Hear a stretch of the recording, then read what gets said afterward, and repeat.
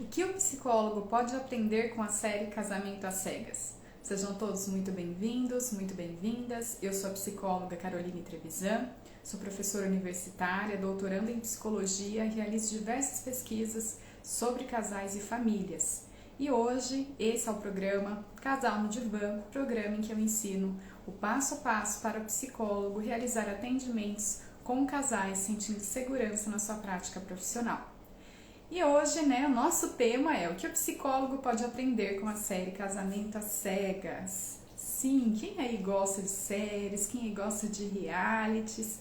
Hoje a gente vai falar um pouquinho sobre isso e para eu mostrar aspectos que a gente pode trazer para a nossa prática profissional, que a gente pode compreender, aprimorar os nossos conceitos, olhando essa série, assistindo e conhecendo um pouco mais sobre a vida dos casais. Sejam muito bem-vindos, todos que estiverem chegando. Eu vou somente fixar aqui o comentário com o título da nossa live. Prontinho, para que quem chegar possa saber do que é esse assunto. Agradeço a presença de todos e todas. E vamos então falar um pouquinho sobre isso, né? Primeiro, eu acho que a gente precisa conversar a respeito do que é essa série. Que série é essa chamada Casamento às Cegas? Casamento às Cegas é uma série produzida pela Netflix, que basicamente é um reality de casais, onde pessoas, homens e mulheres, vão para esta série e ficam lá num espaço confinados e eles têm uma divisão entre homens e mulheres que não têm um contato físico entre si. Eles vão conversar e fazer uma série de encontros por meio de cabines. Essas cabines têm uma parede que impede que as pessoas enxerguem umas às outras. Então, cada um fica como se fosse na sua própria cabine, mas ouvindo o que o outro está falando na sua cabine de frente, né? E aí o que acontece é que eles vão marcando uma série desses encontros com todos aqueles que estão lá. Então, temos um conjunto de homens e de mulheres e cada mulher, cada homem marcará encontros com os respectivos grupos, do lado do sexo contrário. Essas pessoas vão fazer encontros breves e depois desse primeiro contato que elas se apresentam, a ideia é que verifiquem com quem elas tiveram maior afinidade e a possibilidade de sentirem que tem uma sintonia para um relacionamento. Esses que tiverem uma maior sintonia podem se encontrar outras vezes, fazer novos encontros em que novamente eles continuam sem se falar, sem se ver, perdão. Eles não conseguem se ver, eles somente vão ouvir a voz uns dos outros com o propósito de descobrir se o casamento, um amor ele é realmente cego, ou seja, será que eu preciso realmente da atração física? Será que o aspecto físico é tão importante assim no relacionamento? Será que o mais importante não seria a gente procurar uma sintonia, uma sincronicidade quando a gente está pensando na vida amorosa, pensando num outro parceiro, que a gente tivesse características nossas, do nosso aspecto interno, que seriam suficientes para um relacionamento ser duradouro? Então, a ideia é pensar que às vezes a gente se priva de algumas relações, porque ao olhar com o físico, que a princípio a gente não associa com algo que outras experiências que a gente já teve, enfim, ao olhar talvez a gente deixe passar a pessoa que realmente tem conexão conosco, a pessoa que realmente, se a gente fosse pensar no nível emocional e psicológico, teria muitas semelhanças, muitos aspectos parecidos. Então a proposta da série é justamente essa, trazer essa possibilidade para a gente verificar, esses casais sem visualização do físico, eles vão conversando entre si e o que acontece é que eles vão, ao término, alguns casais, eles vão se selecionar e vão se pedir em casamento. O pedido de casamento, ele é um pedido sem nunca ter se visto, mas a partir do momento em que o pedido é feito, isso pode ser feito por qualquer uma das partes. O que nós vamos ter, se a outra parte aceitar, é o encontro efetivo para um encontro físico. Eles vão se encontrar, ficam ali breves instantes, em que eles conseguem ver o físico uns dos outros. E aí eles vão, os casais selecionados, porque nem todos da série são selecionados, mas aqueles que são selecionados, eles seguem para uma próxima etapa. A próxima etapa, após aceitarem o casamento, após esse encontro em que eles veem o físico do outro, o programa vai chamar, né, que é uma etapa para verificar se existe essa conexão que tinham dito que existia no emocional, se ela também vai existir no físico. Então eles vão, em cada temporada é um lugar diferente, mas eles vão para um lugar que geralmente é um lugar muito bonito, muito gostoso, para passar uma lua de mel. E eles ficam alguns dias neste lugar, é onde eles começam a ter os primeiros encontros físicos, as conversas, começando a associar que aquela pessoa, que era a pessoa das cabines, aquela voz, ela é a pessoa deste corpo. Então associar aquela pessoa à imagem que está sendo vista. E aí também, eles também ficam muito mais próximos, intimamente mais próximos no nível físico, dependendo de cada casal. Isso também é variável, porque não é uma regra, é de acordo com o que os casais decidem entre si. Esses casais, depois deste período de lua de mel, fazem o quê? Eles vão para um convívio dentro de uma casa que é selecionada pelo programa. Então, geralmente é um apartamento que esse casal vai ficar e eles ficam um mês convivendo. Este tempo de um mês, eles vão viver como se tivessem uma vida de casados. Então, vivem lá juntos, dividem o espaço, dividem as tarefas e vão realmente para a parte da convivência, para saber, né, esse período eles estão noivos, foram pedidos em casamento, para saber se eles efetivamente vão chegar no período final e vão se casar. O casamento em si, ele é a última etapa do programa, etapa em que os casais eles vão realmente para o altar, aqueles que decidirem ir até a fase final, e no altar eles vão decidir se dizem sim ou não para este parceiro que tinha sido escolhido para viver essa experiência. Isso é uma síntese de como é todo o processo que a série traz. E essa série eu tenho que dizer o seguinte: realidades precisam ser ditas, verdades. Que é o seguinte, quando você começa a assistir, já digo que causa ali um mal-estar que você vai precisar superar para continuar assistindo essa série. Por quê? Porque a gente começa a assistir e esses casais, eles têm um encontro assim, são encontros muito rápidos, eles são encontros curtos, né? E ainda mais que existe edição, então a gente não consegue visualizar os encontros inteiros, são partes que são trazidas pra gente. E nesse período em que eles nunca se viram e que se conhecem há poucos dias, o que acontece é que a gente começa a ter uma sensação como se tivesse as pessoas falando que amam umas às outras. Esses casais, um diz para o outro que ama. E a gente ouve e dá aquela sensação assim, como assim? Nunca viu, né? Gera um certo desconforto. Como assim, tão rapidamente, criaram uma conexão emocional e já estão dizendo que se amam? Então eu já adianto que quem for assistir são pessoas talvez um pouco mais céticas, né? Pessoas, enfim, a gente pensando num contexto todo, ainda mais para nós que não estamos lá dentro, que a experiência lá dentro deve ser completamente diferente. Muito intensa, eles estão reclusos, eles não têm contato com ninguém. Então, deve ser muito intenso, mas para nós, às vezes gera assim, sério mesmo? Como assim que se amam, né? Parece algo que é muito forçado, algo do tipo. Aí você precisa persistir. Você vai o quê? Criar coragem e persistir, falar, não, vou superar essa resistência inicial e vou continuar assistindo a série. Por quê? Porque o momento dos encontros, na minha opinião, é um momento assim, né? O momento desses encontros nas cabines, sem eles se verem, é o momento mais, assim, sem graça de toda a série. O mais legal é você ver o desenrolar das histórias emocionais, como que esses casais estão dando sequência ao relacionamento depois que eles se veem. Por quê? Porque a gente vai verificar que no início, né, todo um processo de cada um procurar defender o seu peixe, contar o que tem de qualidade e querer seguir realmente, né, com alguém, uma pessoa ali daquele convívio que ela vai ter com aqueles participantes.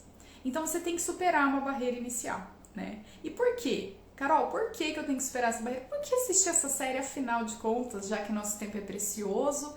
Por que você está indicando isso para psicólogos, psicólogas? Eu acho que é o seguinte, gente, nós temos, né, o benefício que isso traz pra gente é que nós vamos observar a construção de um relacionamento acontecendo em tempo real. Ou seja, a gente vai observar todo um processo da pessoa começar a se apaixonar, dessa pessoa encontrar a outra pessoa efetivamente, conviver, começar a encontrar defeitos que estão presentes em qualquer pessoa e em qualquer relacionamento. E aí a gente, olhando esse percurso, a gente vê essa construção de um relacionamento acontecendo. A gente consegue verificar, é um experimento, né? Um experimento que eles fazem ali no meio do reality. E isso traz pra gente a possibilidade da gente enxergar alguns conceitos da psicologia, da psicanálise, né, de psicologia de casais na prática, porque você está vendo acontecer. Esse casal ele está sendo construído, você consegue enxergar o processo acontecendo. E eu sugiro investir tempo nisso, por quê? Porque é uma forma lúdica de se aprender.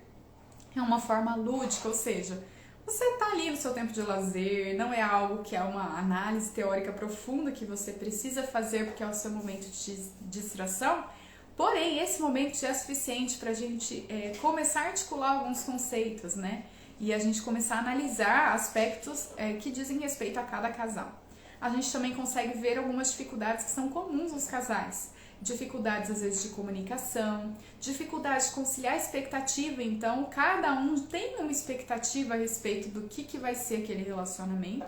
A princípio, as expectativas, quando eles escolhem uns aos outros para se casar, nesse primeiro momento parece que elas estão muito alinhadas, mas aí quando a gente vai para o encontro real, um encontro físico, a gente começa a perceber que não necessariamente, que essas expectativas podem ser muito diferentes e que às vezes elas não vão ser atendidas. Eu acho que também pensar assim, né, que existe uma crença, infelizmente, de muitos psicólogos e psicólogas que não tem demanda de casal, que a gente só tem demandas individuais. Mas ali fica nítido, demandas de relacionamento. Isso pode ser tanto individual quanto você fazer um atendimento de casal. Demandas, gente, temos várias. Tanto que, dependendo da temporada, a gente tem um número muito grande de casais que não se casam, né? Que decidem realmente interromper e falam um não no altar. Então, é muito interessante, eu acho que é muito um espaço lúdico para que a gente possa aprender, que a gente possa ter essa dimensão dos conceitos na prática. E aí vamos então, né? O que você pode aprender, psicólogo, psicóloga, assistindo a série Casamento às Cegas? Acho que a primeira coisa, que é o mais gritante que a gente pode aprender, é sobre o processo de idealização. Ou seja, a gente observar a idealização acontecendo em um relacionamento na prática. Quando a gente pensa na idealização, isso é um mecanismo de defesa que vai dizer o seguinte, né, para nós. Ele vai supervalorizar as qualidades. Então, idealização é a gente olhar para algo, alguém no caso da série, e supervalorizar aquelas qualidades. A gente superestima as qualidades, a gente coloca essas qualidades num nível de exagero tão grande que a gente não enxerga nenhum defeito. Isso é exatamente o que costuma acontecer no início de um relacionamento amoroso. As pessoas no início, né, inclusive quando a gente vai conversar com elas, a sensação é de que aquele frio na barriga, aquela sensação gostosa, aquela sensação de que eu encontrei a tampa que vai, a tampa da minha panela, chinelo velho pro meu pé cansado. Estou brincando aqui, mas é metade da laranja. Né? As pessoas elas trazem para o início de um relacionamento uma expectativa de que vai existir alguém que vai suprir todas as faltas que ela possui. E aí no início é o quê? Só amores, é uma maravilha. Você vai conversar com as pessoas, né? E quando elas estão apaixonadas, e o que elas dizem, né? No primeiro momento ali, ai, porque esse sim, o outro ou outra, não, era terrível, mas esse, agora eu acertei. No início de uma paixão é muito essa sensação. E as pessoas, assim, elas apresentam o que umas para as outras. É um momento de sedução. Então, o que a gente vai apresentar são as nossas qualidades. E a gente vai tentar ao máximo disfarçar os nossos defeitos. E eu digo a gente, por quê? Porque esse período de idealização vai passar. Né? Por quê? Porque ninguém é perfeito. Mas no momento inicial, não é que somente outra pessoa está me enganando, querendo mostrar suas qualidades. Isso é um processo natural que é muito comum no caso de conquistas. Então, nós também, quando vamos iniciar um relacionamento, não chegamos com a lista dos defeitos e apresentamos, esta é a lista dos meus defeitos. Portanto, já aviso, sou assim, a gente não costuma chegar se comunicando dessa maneira. E eu acho que mesmo quando a gente fala dos defeitos, e eu entendo que quando a gente está falando do próprio programa, as pessoas falam sim dos seus defeitos. Tem perguntas como, por exemplo, o que você acha que poderia atrapalhar o nosso relacionamento? Qual a sua mania que poderia atrapalhar o relacionamento? Porque as perguntas são abertas, né? Então, as pessoas falam sobre isso. Mas é muito diferente, né? A gente ouvir alguém ali falando e a gente enxergar isso na prática. Porque dentro daquele processo, como se cria, né, todo esse contexto para dar essa sensação de sintonia entre esses casais, o que acontece é que por mais que essas pessoas elas estejam dispostas, né, a serem verdadeiras, o que nem sempre acontece, mas por mais que elas estejam dispostas a serem verdadeiras, o que pode acontecer é que assim, eu escuto, mas eu não levo muito a sério, né? E aí são o quê? São os sinais. A pessoa até me deu um sinal de algo que na verdade não é bem assim, que na verdade não vai funcionar para mim dessa maneira. Na verdade ela mostra ali os lados, os seus defeitos, mas a gente no início de um relacionamento, a gente quer o quê? A gente quer sentir essa sensação de uma suposta completude, que alguém vai permitir isso pra gente. Então essa idealização, ela acontece de uma maneira muito forte em qualquer processo de apaixonamento, de se apaixonar. E aí a gente vai ver isso acontecendo. Essa tentativa de passar uma imagem para o outro, eu vejo que é uma tentativa, inclusive assim, né, de idealizar o tipo de relacionamento que se quer. Não é só idealizar a outra figura, mas idealizar o relacionamento que se espera ali. E que essa pessoa vai poder oferecer esse relacionamento, que no início soa muito com um aspecto de um nível mais perfeito, mais idealizado. Ainda que as pessoas digam que não, que entendem que existirão defeitos. Mas eu sempre entendo o seguinte, tem uma diferença entre o entendimento racional e o entendimento da gente sentir. Uma coisa é eu racionalmente pensar que qualquer relação, qualquer pessoa vai ter defeitos e que não vou encontrar uma relação perfeita. Isso é uma coisa, eu consigo pensar e parece ser muito lógico. É só a gente analisar, nós não somos perfeitos, né? O que a gente está esperando que outra pessoa seja e supra tudo? Racionalmente é fácil falar.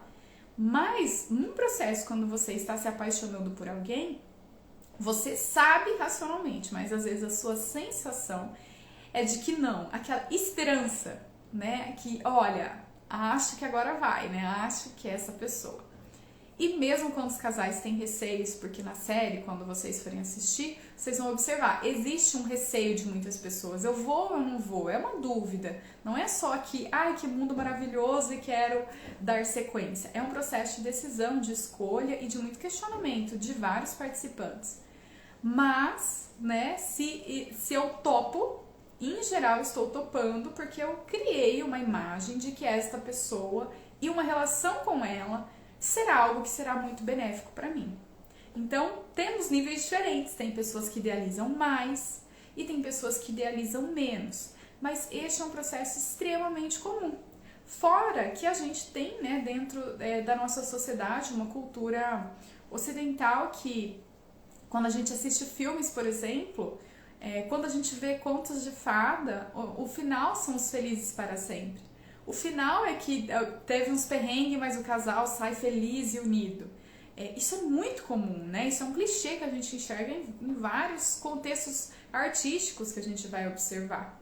E aí o que vai acontecer, né? A gente internaliza isso, então a gente fica esperando que alguém vá suprir, esperando que alguém vá atender essas necessidades, esperando aquele momento que você vai encontrar alguém correndo na chuva, vai ter uma música de fundo, vocês vão se beijar e ser felizes para sempre.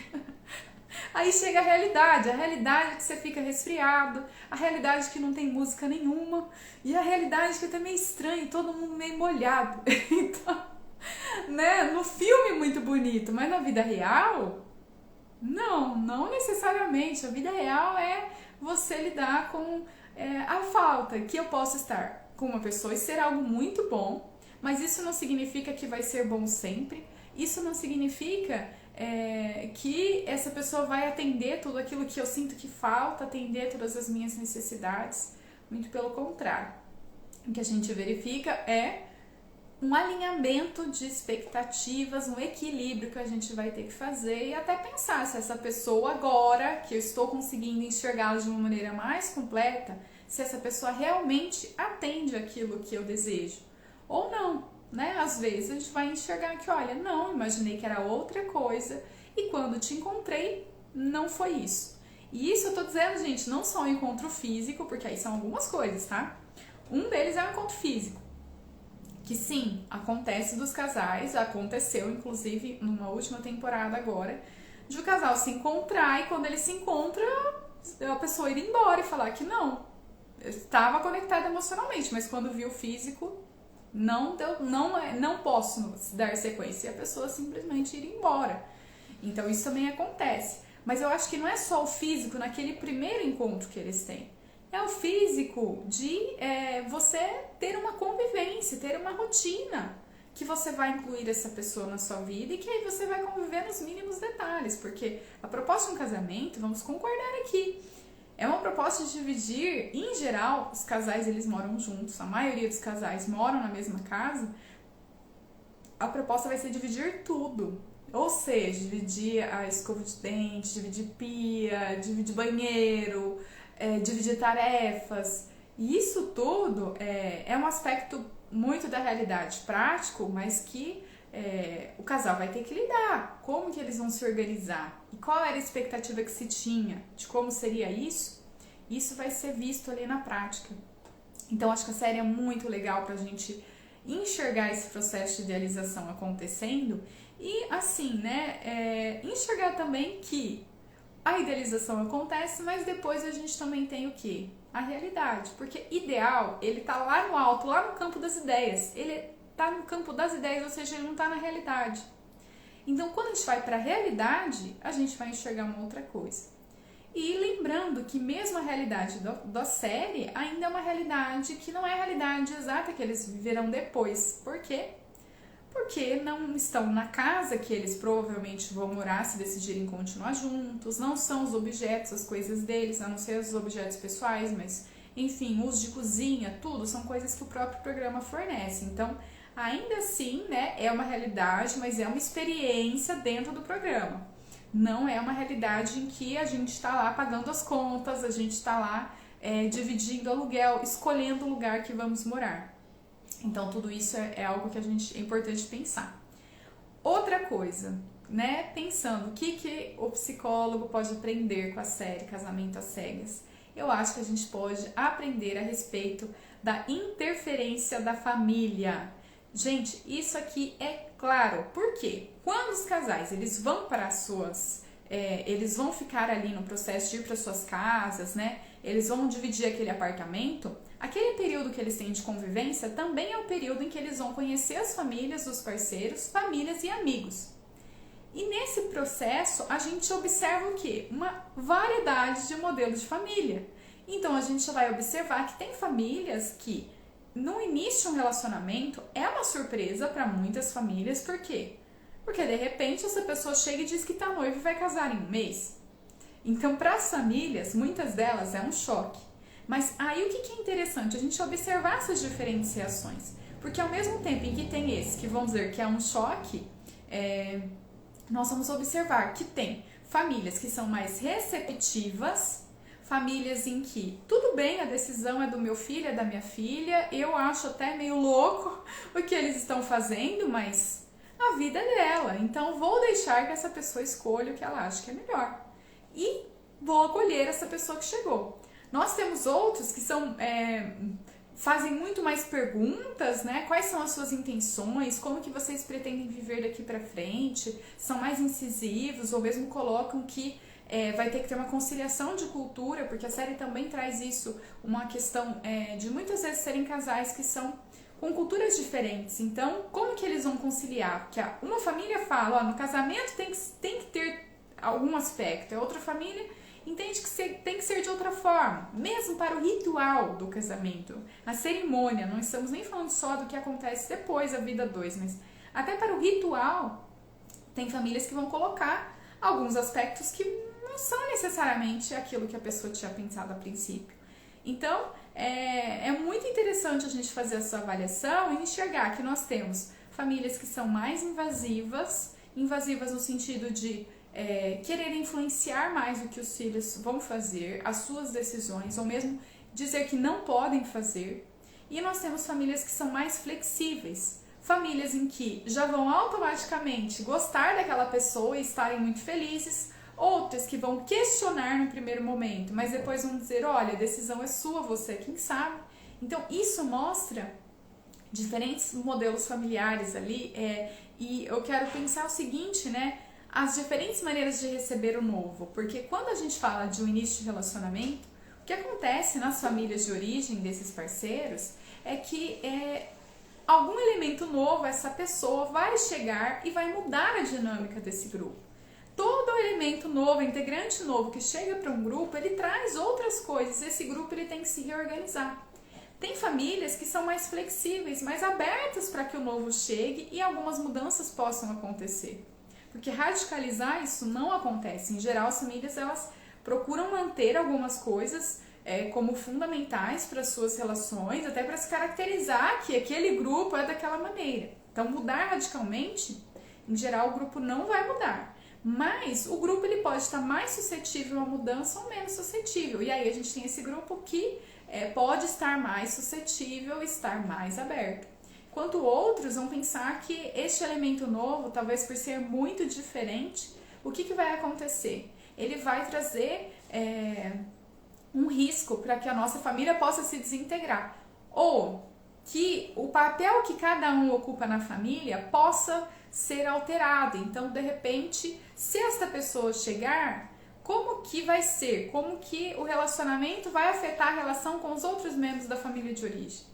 Eles vão poder cumprir as mesmas funções? Por exemplo, decisões, elas são tomadas buscando a referência da família de origem? De repente, essa pessoa nova que vai chegar, ela não vai atender, ela não vai, vamos dizer assim, ela terá o poder de influenciar a decisão deste parceiro. Esta família de origem talvez não consiga mais ter tanta maleabilidade assim, um poder de influência tão grande. E aí, a família vai aceitar isso, essa mudança, né? Vai aceitar que agora eles não vão mais, de repente, participar tanto assim nas decisões que o filho ou filha tomam?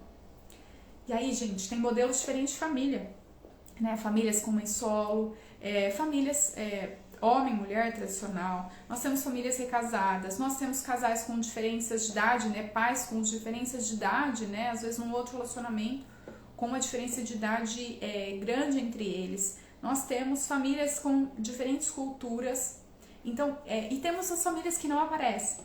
Temos as famílias que, ou às vezes um membro só aparece, mas o restante da família não aparece e entende que é uma loucura o que os filhos estão fazendo e que não vão aparecer na série, por exemplo. Então, não quero conhecer esta pessoa que você escolheu, não quero participar deste programa. Isso tudo nós vamos encontrar na série, né? Nós vamos encontrar. E é muito interessante observar essa dinâmica, observar como isso afeta esses casais, porque é muito diferente um casal que ele recebe o apoio da sua própria família e um casal que não tem essa abertura, um casal que a família não vai participar. É uma decisão muito grande, um casamento. E quando a família já não apoia, isso causa um impacto. Causa um impacto no filho ou filha que não se sente apoiado, mas causa impacto também no outro parceiro ou parceira, especialmente porque já se sente rejeitado sem nem ter conhecido essa família. Então essa sensação de rejeição, ela é muito forte, e aí esses membros eles vão pensar, mas eu vou casar com alguém que eu não sei quem é a família, que eu não sei nem como eles convivem. Isso vai com certeza impactar a relação familiar deste casal que está iniciando sua vida em comum. Seja se eles decidirem ser um casal somente, ou se eles decidam ter filhos, quer dizer, a família de origem de ambos vai ter um impacto, vai influenciar nessa cultura. E aí é um ponto assim de reflexão tanto para aquele filho ou filha que não tem essa abertura dos pais e tem que tomar uma decisão muito importante sem essa aceitação, quanto do possível parceiro ou parceira, né? Homem, mulher, que vai ter que ficar ali, assumir um risco, sem conhecer família, nem ninguém, ou às vezes conhecendo e não sendo aceita, sendo rejeitado, de decidir que apesar disso eu vou continuar nesse relacionamento. Né? Pensando que impacto isso vai ter nas relações futuras, né? Porque a gente está falando desses relacionamentos entre pais e filhos, avós e vós, genros, né? E noras, e sogras e sogros, então isso tudo vai impactar. Bom, eu acho que isso também traz essa questão importante, né, da relação entre sogros e sogras. Sogros, noras, genros, sogras. Por quê? Porque isso também reflete um aspecto assim, muito importante, que muitas vezes a gente vai ter dificuldades, a gente vai ouvir reclamações quando a gente estiver atendendo casais ou demandas de relacionamento. De que às vezes esse outro membro, ele é muito invasivo, esse outro membro, ele toma muitas decisões assim, sem respeitar a opinião daquele casal, ele invade o espaço do casal, sogra e sogra invadindo esse espaço, ou tem um poder muito grande de influência no filho, o filho não consegue se desprender daquela família, não no sentido de abandonar, mas se desprender no sentido de estar aberto para construir algo novo com essa pessoa. E isso tudo impacta, isso são demandas muito comuns de relacionamento, muito comuns. Então, quando a gente olha isso, a gente consegue aprender mais sobre isso, porque a gente está enxergando na prática essas influências. E como é uma gravação, é interessante, né? Porque às vezes a pessoa não diz face a face para a outra, mas ela diz para as câmeras, para as gravações. E depois, né, esse parceiro ou parceira pode ver no final as filmagens, né? Aquilo que foi selecionado das filmagens. Mas às vezes essa troca não acontece face a face, mas depois ela vai saber o que foi dito. Então, isso tudo muitas vezes é um choque, é uma demanda assim muito forte, né, que acontece. Acho então que a interferência da família é um fator muito importante, né, porque eu estou construindo uma nova família, mas eu tenho esse apoio da minha família de origem ou não? Bom, outro aspecto, acho que psicólogo pode aprender assistindo a série Casamento às Cegas, é a questão do trabalho do vínculo. Ou seja, quando a gente assiste a série, a gente vai enxergar que o vínculo é uma construção, o vínculo não é algo pronto, que eu entendo que porque eu tenho características emocionais que me aproximam de outra pessoa, eu tenho essa conexão emocional, isso por si só não garante que essa conexão ela vá ser mantida ao longo do tempo. Por quê? Tanto porque eu vou observar coisas nessa outra pessoa que eu não tinha visto a princípio. Isso vai acontecer sempre, isso é um processo inclusive contínuo de relacionamentos. Por quê? Porque nós estamos sempre em transformação, nós apresentamos coisas que nem nós mesmos tínhamos imaginado. A gente muda, se transforma e faz coisas que a gente mesmo não esperava. Que dirá uma outra pessoa? Então sempre vai ter algo no outro que eu não conheço, algo no outro que eu vou ter que descobrir, algo no outro que eu não vou saber. E que em algum momento pode vir a se revelar e transformar a forma como eu tenho que lidar com esse vínculo, com essa relação. Então, quando a gente pensa nesse trabalho do vínculo, a gente está pensando assim, esse casal ele vai ter que construir caminhos, pontes para conseguir se aproximarem, apesar das diferenças, apesar das dificuldades que eles vão ter. A gente precisa ter um processo de lidar com defeitos, a gente precisa ter um processo de conciliação, né, em que um em algum momento vai ter que abrir mão, o outro em outro momento vai ter que abrir mão também. Por quê? Porque nós não vamos numa relação em que só um abre mão, em geral chega um ponto em que a pessoa às vezes ela entende que não tem mais como seguir, porque ela começa a abrir mão dela mesma. Então é muito fundamental a gente observar isso, inclusive isso, quem mais abre mão, quem menos abre mão. E eu sempre digo o seguinte, claro que eu estou falando da série, não devemos ser ingênuos e achar que a gente sabe tudo do que acontece com aquele casal. Porque várias conversas, elas acontecem fora das câmeras e mesmo as que acontecem nas câmeras, elas são muito editadas. Então a gente não sabe exatamente o que aconteceu, mas a gente tem ali, né, relances de alguns momentos da vida entre eles em que a gente consegue ter uma pequena dimensão disso. E eu acho que isso é muito rico. Acho que isso é muito válido. E a gente tem que observar o quê? Né? Que nessa relação a gente também tem um processo de melhorar a comunicação. Ou não, mas é um trabalho de construção para que a gente consiga se comunicar e consiga se entender. Quando a gente está falando desse trabalho do vínculo, eu estou dizendo que continuamente eu vou construir, eu vou me envolver, eu vou conciliar, eu vou ter que verificar o que dá para manter e o que vai precisar ser mudado para que esse relacionamento continue. E eu vou ter que me comunicar de uma forma mais eficaz, uma forma mais clara, para que essa pessoa sinta que realmente ela pode ser compreendida e que eu também esteja sendo compreendido naquilo que eu estou trazendo. Então esse alinhamento de comunicação, ou seja, não ficar passivo e não falar nada, ou não ficar agressivo, sair, brigando, fugindo, eu saio e a gente não conversa, não tem troca. Isso é uma comunicação ineficaz. Então esse processo de uma comunicação mais assertiva, de conseguir falar o sim, o não, de conseguir colocar como se sente, apesar do outro muitas vezes não concordar com isso e como nós vamos fazer para conciliar, isso é um processo que é uma construção contínua, é algo que continuamente nós estamos fazendo, não é um processo assim rápido, mágico, é um processo de construção que nós vamos tendo ao longo do tempo. Acho que um outro ponto, o psicólogo que deseja atender casais, acho que ele pode sim assistir a série Casamento às Cegas para aprender um ponto que é muito importante, que é como a cultura impacta a forma do sujeito se relacionar. Como a cultura ela impacta a forma com que esse casal vai decidir construir a sua vida.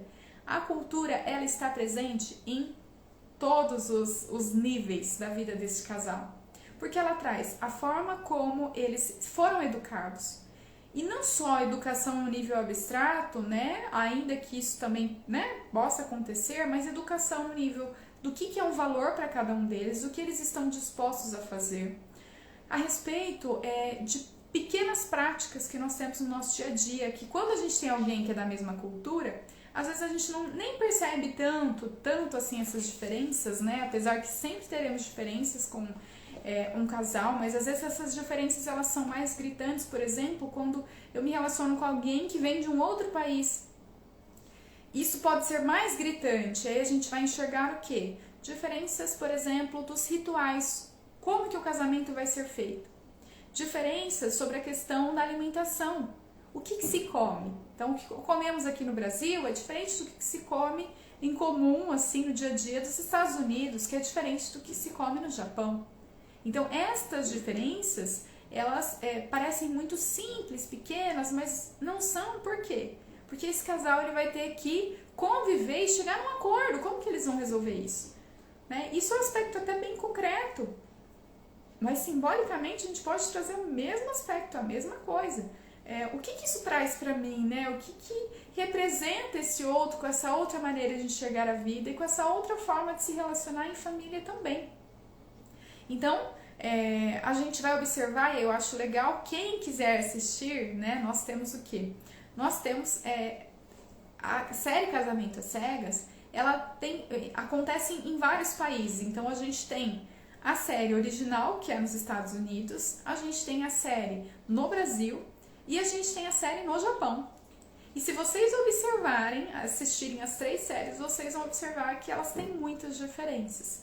Os Estados Unidos e o Brasil, eles até têm uma semelhança maior, mas o Japão é muito diferente, muito diferente.